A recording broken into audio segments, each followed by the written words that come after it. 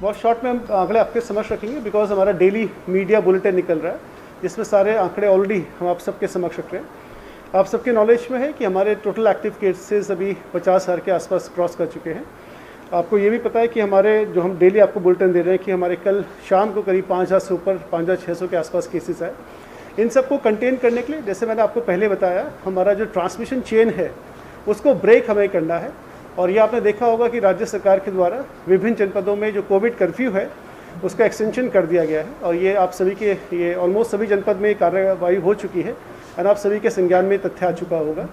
इसी के साथ जैसे मैंने आपको पहले ही बताया था, हमारी जो रणनीति है वो सबसे पहले टेस्टिंग की है, उसके बाद उसको कॉन्टैक्ट ट्रेसिंग की है, फिर आइसोलेशन की है, उस पर्सन को हमें आइसोलेशन में कर रखना है, एंड सेकेंडली ट्रीटमेंट है, एंड लास्ट वैक्सीनेशन है। तो 5 हमारा स्टेप्स की जो स्ट्रैटेजी है, स्टेट गवर्नमेंट लगातार इसी स्ट्रैटेजी में चल रही है।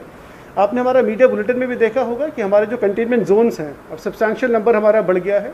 ऑलमोस्ट 282 कंटेनमेंट जोन्स, अलग अलग माइक्रो कंटेनमेंट जोन्स हमारे पूरे स्टेट में है।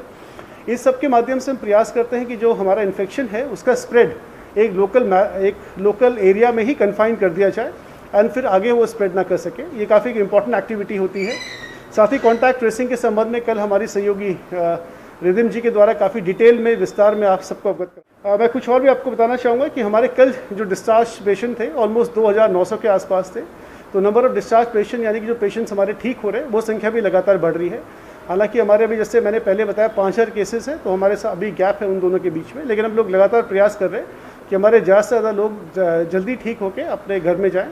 एंड आपके नॉलेज में ये भी है कि हमारे 90% जो लोग हैं वो होम आइसोलेशन में ही रहते हैं, उनको भी लगातार स्टेट गवर्नमेंट के द्वारा, जैसे कल रिदिम जी के द्वारा बताया गया, हम लगातार सतत निगरानी रख रहे हैं उनके स्वास्थ्य पे। इसके बाद मैं आपको बताना चाहूँगा कि हमारा जो 104 का कंट्रोल रूम है, इस पर हम लोग ऑलमोस्ट करीब 1500 से लेकर 2000 तक हमारी डिफरेंट तरह की कॉल्स आ रही है, जिसमें हमारी व्हाट्सएप कॉल्स भी हैं प्लस हमारी लैंडलाइन कॉल्स भी हैं। और एक बहुत ही महत्वपूर्ण स्टेप जो राज्य सरकार के द्वारा लिया गया था वो ई संजीवनी के बारे में था, जिसके बारे में मेरे द्वारा कल भी आपको बताया गया।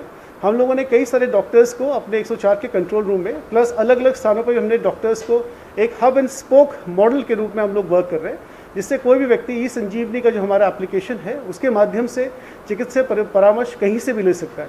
इससे हमारे रिमोटेस्ट एरिया में रहने वाले लोगों को काफ़ी लाभ होगा।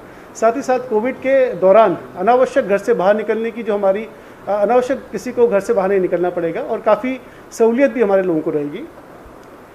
इसके बाद कल आपके द्वारा एक वैक्सीनेशन के बारे में आपने सवाल पूछा था, तो मैं बताना चाहूँगा भारत सरकार का, ऐसे मैंने कल भी कहा था कि ऑलमोस्ट हमारे पास लगातार वैक्सीन हमारी रिक्वेस्ट पे आती है।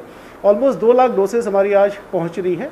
ये गवर्नमेंट ऑफ इंडिया के द्वारा हमें कन्फर्म किया गया है, जो हमने लगातार उनसे रिक्वेस्ट करते हैं।